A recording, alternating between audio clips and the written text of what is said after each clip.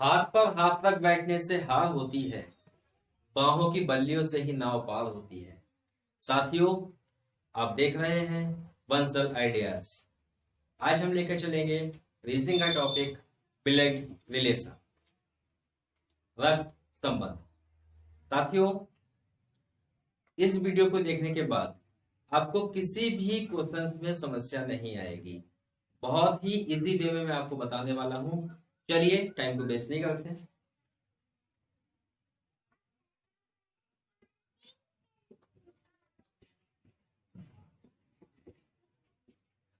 इसमें आपको एक डायग्राम बनाना होगा, और यदि आपने डायग्राम बना दिया तो कोई भी क्वेश्चन कैसा भी हो, चाहे वो किसी भी लेवल का हो, किसी भी स्टैंडर्ड का हो, आप जरूर सॉल्व करेंगे। चलिए उसके लिए सीखते हैं। मान लीजिएगा x और y आपस में भाई हैं, तो मैं इनको रिप्रेजेंट करूंगा एक लाइन के द्वारा, और चूंकि दोनों भाई हैं तो प्लस। ध्यान रखें, आप ये बनाते चले कि अगर प्लस है तो पुरुष को रिप्रेजेंट करेगा, और अगर महिला है तो उसके लिए हम माइनस शो करेंगे।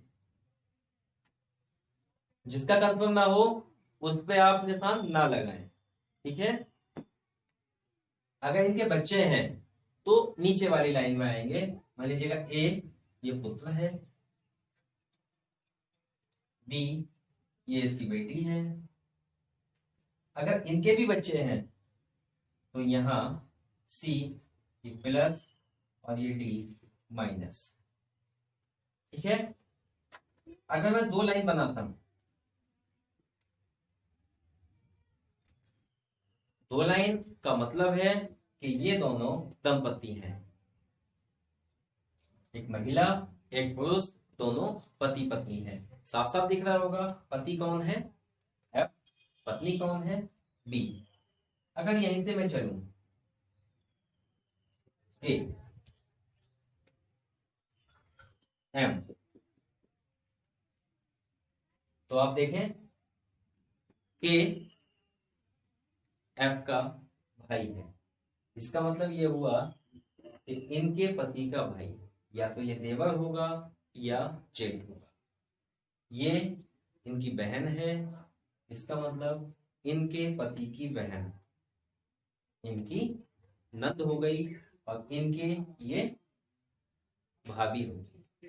ठीक है दोस्तों, अब बात करते हैं। यदि आप चलें, क्वेश्चन में दिया हुआ है कि ताऊ तक पहुंचना है, तब आप क्या करेंगे?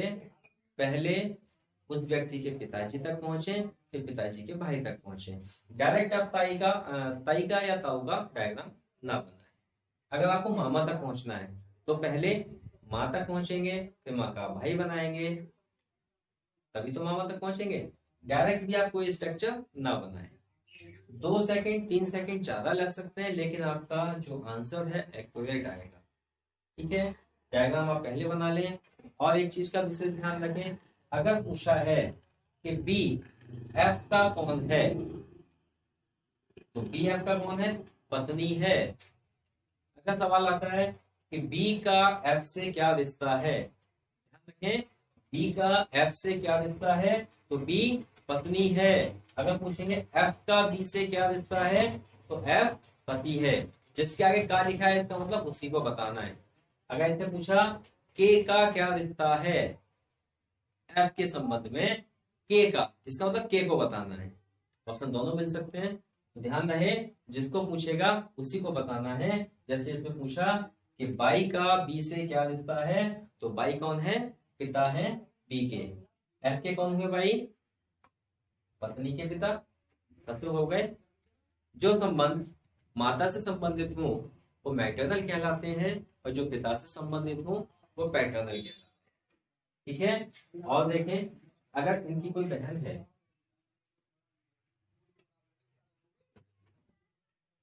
और इनके हस्बैंड हैं, तब पी का ए से क्या रिश्ता है? पी का ए से क्या रिश्ता है, पी को बताना है। तो देखिए, ए के पिता की बहन ए की बुआ जी हो गई। अब ए का संबंध आपको निकालना है पी से, यानी कि पी को बताना है कौन है। तो पहले हम चलेंगे ए के पिता और पिता की बहन ए की बुआ, और बुआ के हस्बैंड फूफा जी हो गए। पी का संबंध ए से क्या है, पी ए के फूफा जी है। इस तरह से अगर मान लीजिएगा इनकी जो संतान होती, मान लो जेड है और इनकी कोई बहन है और इनके हस्बैंड हैं,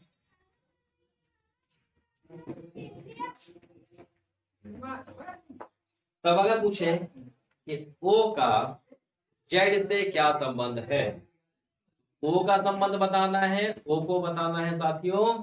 तो ओ कौन है, देखो जेड की माँ, ये जेड की मौसी और ये मौसा जी, कौन हुए, जेड के मौसा जी हो गए। इस तरह से अगर आपने डायग्राम बना लिया तो आप किसी भी क्वेश्चन को सॉल्व कर सकते हैं। उम्मीद है ये डायग्राम समझ में आया होगा। अगर आपको ये वीडियो पसंद है तो आप इसको लाइक करें, शेयर करें और सब्सक्राइब वाला बटन जो लाल वाला दिख रहा है ना, उसको दबाना ना भूलें। ठीक है दोस्तों, और साथ में जो घंटी है उसको भी दबा दें, जिससे कि मेरे आने वाले नोटिफिकेशन आप तक सबसे पहले पहुंच जाए, सबसे पहले आप तक पहुंचे। ठीक है, अब कुछ क्वेश्चंस लेके चलते हैं। देखिए क्वेश्चन नंबर 1 डिस्प्ले पे आपको क्वेश्चन दिख रहा होगा, देखें क्या लिखा है। यदि ए बी का भाई है, सी ए की बहन है, डी ई का भाई है, ई बी की बेटी है, एफ सी का पिता है, तब डी का अंकल कौन है। अंकल का मतलब होता है चाचा, ताऊ, मामा, मामी। ठीक है, जो भी डायग्राम मैंने बनाया था उसमें एक ही लाइन में भाई बहन आते हैं, नीचे वाले में बच्चे आते हैं और उनसे नीचे पोती पोते आते हैं, देवती देवते आते हैं, नाती नाती आते हैं। ठीक है, तो क्वेश्चन देखें, इन्होंने कहा ए बी का भाई है, तो आप कैसे बनाएंगे, ए एक लाइन में आ जाएगा, बी का भाई है तो ए भाई है बी का, ए प्लस हो गया, बी का कंफर्म नहीं है ना, ए बी का भाई है, बी का नहीं पता है। आगे देखें, सी ए की बहन है, अब सी भी इसी लाइन में आएगी लेकिन सी बहन है, माइनस लगा देंगे। इसके बाद लिखा है डी ई का भाई है, अब ना तो यहाँ पे डी है ना ई है, इस लाइन को स्किप करते हैं, नेक्स्ट लाइन देखते हैं। ई बी की बेटी है तो बी की बेटी नीचे आएगी ई, और बेटी है तो माइनस में आएगा। अब पहली वाली लाइन जो हमने स्किप करके गए थे उसमें लिखा था डी ई का भाई है, तो डी भाई हो गया ई का। अब इसके बाद कहा है एफ सी का पिता है, सी का पिता एफ, तो पिता है ऊपर जाएगा।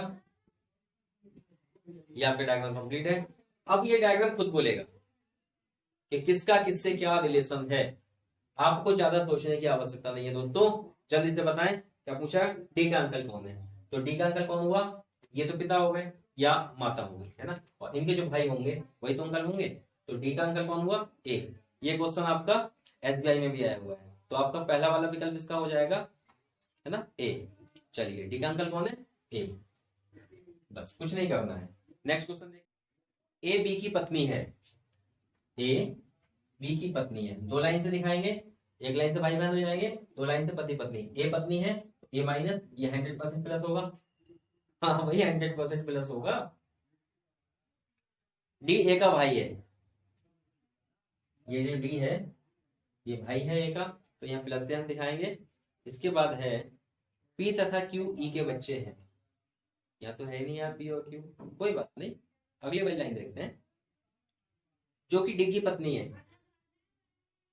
डी की पत्नी कौन है, पी, इनके बच्चे हैं, कौन कौन बच्चे हैं, क्यू और ई, तो क्यू और एक ई, इनको पता ही नहीं है कौन कौन है, ना प्लस का पता ना माइनस का पता है, कौन है, बी क्यू से किस प्रकार संबंधित है, बी क्यू से, बी को बताना है दोस्तों, क्यू से, क्यू की मम्मी, पापा, बुआ, फूफा, कौन हुए, फूफा जी हो गए, जो बारातों में नाराज हो जाते हैं, गुस्से में रहते हैं। चलिए ठीक है, कौन हो गए, फूफा जी हो गए।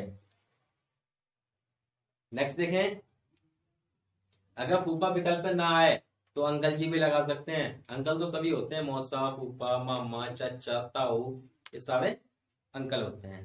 नेक्स्ट क्वेश्चन देखें,